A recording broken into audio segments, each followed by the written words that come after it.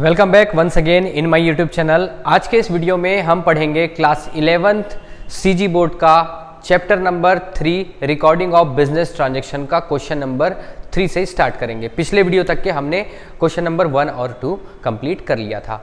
और मैं आपको बता दूं कि ये जो मैं क्वेश्चंस ले रहा हूँ वो नवबोध की जो बुक है उससे मैं ले रहा हूँ। तो आपके पास अगर नवबोध की बुक है तो अच्छी बात है, बुक निकाल कर आप बैठ जाइए। और अगर नहीं है, जो प्रबोध या कोई और पब्लिकेशन की आप बुक इस्तेमाल करते हैं तो कहीं से आप जुगाड़ करके आप वो बुक ला लीजिए और उससे पढ़िए। मैं ऐसा इसलिए बोल रहा हूँ क्योंकि मैं सिर्फ और सिर्फ नवबोध की बुक से ही पढ़ाता हूँ। और अगर आप कोई भी बुक से आप एक बार पढ़ लोगे, उसके बाद अगर आप दूसरी बुक भी आप पकड़ोगे तो आपसे क्वेश्चन बन जाएगा, कोई दिक्कत वाली बात नहीं है। तो अगर कोई प्रबोध की बुक इस्तेमाल हो रही होगी, किसी स्कूल में प्रबोध पब्लिकेशन का बुक चलता होगा, तो उसको घबराने वाली बात नहीं है। आप मेरे से नवबोध वाली बुक में पढ़ लो, उसके बाद प्रबोध के क्वेश्चन बनाकर देख लो, क्योंकि यार सब सेम ही रहता है, कोई चेंज नहीं रहता। बस राम की जगह श्याम रहेगा, नंबर की जगह 2000 है वहां 4000 रहेगा। इसी तरीके से कुछ कुछ थोड़े बहुत चेंजेस रहते हैं, बाकी और कुछ नहीं रहता। कंसेप्ट जो रहेगा वो पूरा का पूरा सेम रहेगा। ठीक, तो अब हम यहां पर करेंगे question number 3। Question number 3, develop accounting equation from the following transaction. तो यहां पर हमको अकाउंटिंग इक्वेशन बनाने के लिए बोल रहा है। और यहां पर देखा जाए तो टोटल 7 ट्रांजेक्शन है। पहला ट्रांजेक्शन है Mohan commences business with cash. तो मोहन बिजनेस स्टार्ट कर रहा है और कैश लेकर आ रहा है 50,000 रुपए का। तो यहां पर सबसे पहले तो ऊपर में हम लिख देते हैं assets is equal to capital plus liabilities. सबसे पहले ये लिख देना है asset is equal to capital plus liabilities.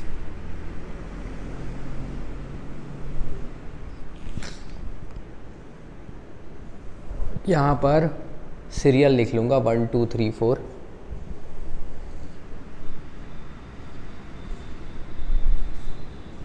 Serial number, तो ये पहला। तो पहला बिजनेस स्टार्ट कर रहा है मोहन, 50,000 रुपए लेकर आ रहा है। तो यहां पर हम लिखेंगे cash is equal to capital, और कैश ला रहा है 50,000 रुपए, और ये भी कैपिटल हो जाएगा 50,000 रुपए। तो ऐसा इसलिए होता है क्योंकि 2 इफेक्ट होता है, कोई भी ट्रांजैक्शन पर 2 इफेक्ट होता है। अगर मैं अपने बिजनेस में 50,000 रुपए लेकर आ रहा हूं तो एक तो मेरे बिजनेस में कैश आ गया, और जो भी कैश होता है वो क्या होता है, कैपिटल होता है। अब उसके बाद आगे है परचेज गुड्स फॉर कैश। यहां पर कैश में परचेज किया गया है गुड्स। भाई जैसे ही बिजनेस खोलेगा तो भाई ऐसी खाली थोड़ी बैठेगा, क्या करेगा, वो पहले सामान खरीद के लाएगा कम कीमतों में, और ज़्यादा कीमतों में वो प्रॉफिट लगाकर अपना वो सामान को बेचेगा।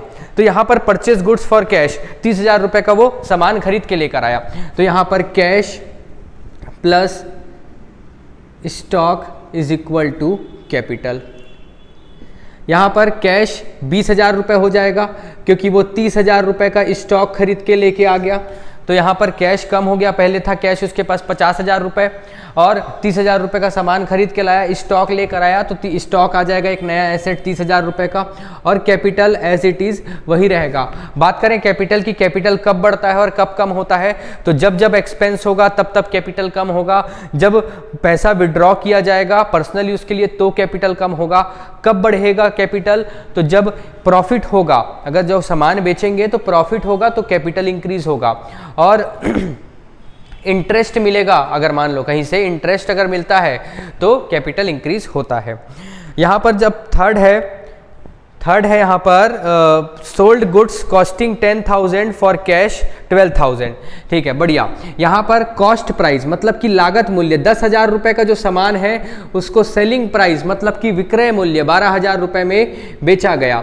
अगर 10,000 रुपये के सामान को आप 12,000 रुपये में बेचोगे तो कितना रुपये प्रॉफिट होगा, तो 2,000 रुपये यहाँ पर प्रॉफिट होगा। तो यहाँ पर 2,000 रुपये प्रॉफिट हो रहा है।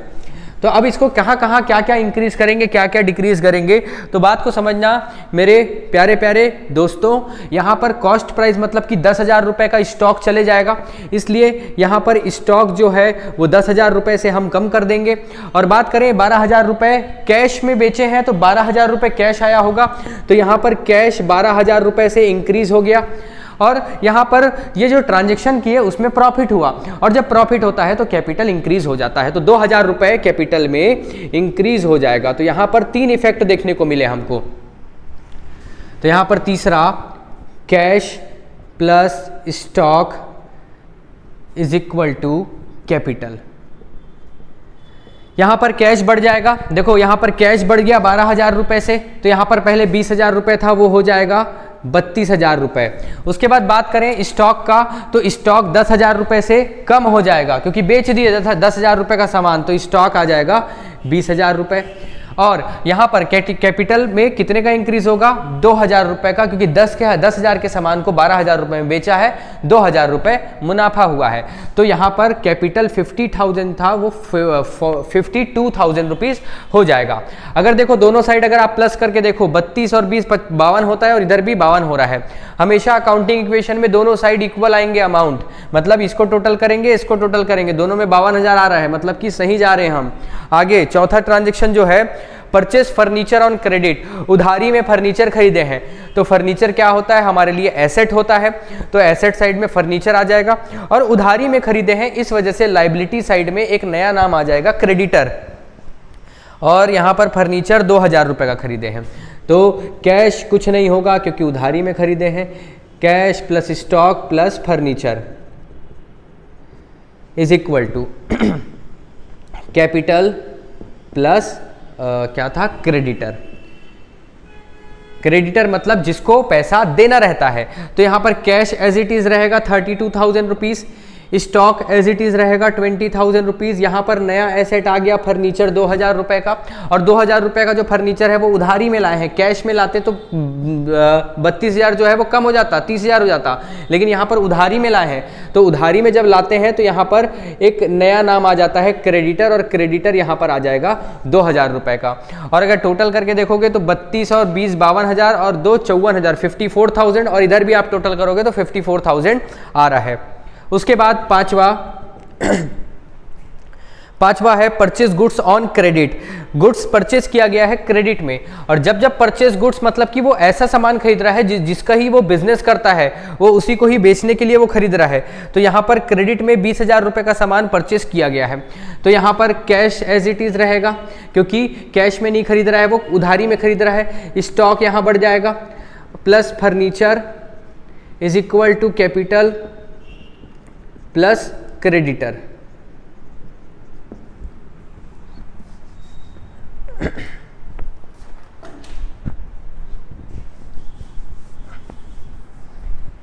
तो यहां पर कैश जो है एज इट इज रहेगा, स्टॉक बढ़ जाएगा। यहां पर परचेस किया गया है उधारी में 20,000 रुपए का सामान उधारी में परचेस किया गया है, तो अब जो सामान हो गया 40,000 रुपए का। और ये furniture as it is 2,000 rupees का रहेगा। कैपिटल यहाँ पर एज इट इज 52,000 रुपीज़ का रहेगा। क्रेडिटर पहले 2,000 रुपये था, मतलब कि हमको मार्केट में पैसा कितना देना था, 2,000 रुपये, लेकिन अब हम स्टॉक गुड्स खरीद लिए हैं तो कितने का, 20,000 रुपये का। तो अब यहाँ पर क्रेडिटर कितना हो जाएगा, 2,000 का क्रेडिटर था वो बढ़कर 22,000 रुपये का हो जाएगा। 2,000 का पुराना जो फर्नीचर खरीदे थे वो वाला, और 20,000 रुपये का जो अभी गुड्स परचेज किए हैं वो वाला, उसको पैसा पे करना है। आगे है छठवा, पेड कैश टू क्रेडिटर। यहां पर छठवें में क्रेडिटर को कैश पे कर रहे हैं, यहां पर कैश पे कर रहे हैं, तो कैश कम होगा और क्रेडिटर कम होगा। पहले इसको लिख लेते हैं, प्लस क्रेडिटर। अब देखिए 15,000 रुपए क्रेडिटर को दे रहे हैं, और 15,000 रुपए क्रेडिटर को देंगे तो यहां पर कहां से देंगे, कैश से देंगे। तो जो 32,000 रुपए कैश है उसमें 15,000 रुपए माइनस कर देंगे, तो कितना रुपए बचेगा, 17,000 रुपए यहाँ पर कैश बचेगा।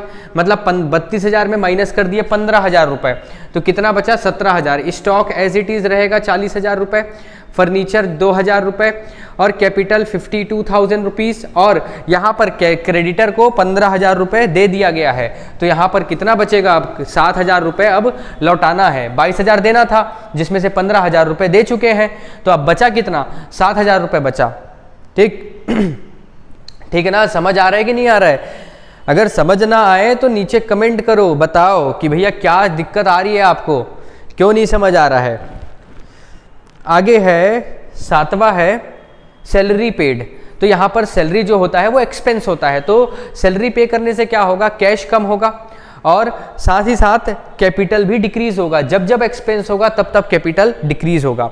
तो यहाँ पर सैलरी है 1000 रुपये, तो 1000 रुपये कम हो जाएगा।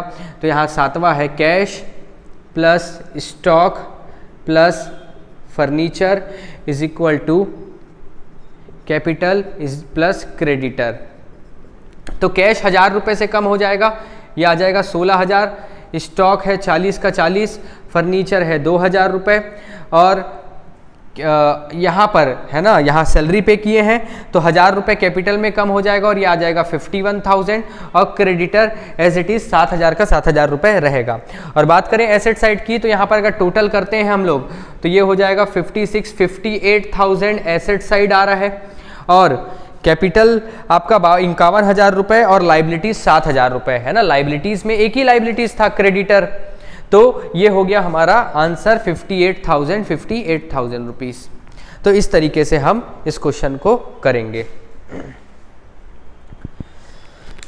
तो आज इस वीडियो में हम इतना ही करेंगे, नेक्स्ट वीडियो में हम आगे के क्वेश्चंस को देखेंगे। और अगर आपको मेरा पढ़ाना पसंद आता है तो आप चैनल को सब्सक्राइब कीजिए, लाइक कीजिए, और आपके जितने भी 11th क्लास के जो आपके कलीग्स हैं, आपके स्टूडेंट, आपके जो फ्रेंड हैं, उनको भी इस वीडियो को शेयर कीजिए ताकि उनका भी हेल्प हो जाए और उनका भी अकाउंट में बेस स्ट्रांग हो जाए। ठीक, तो मिलते हैं नेक्स्ट वीडियो में। वीडियो देखने के लिए बहुत बहुत थैंक यू।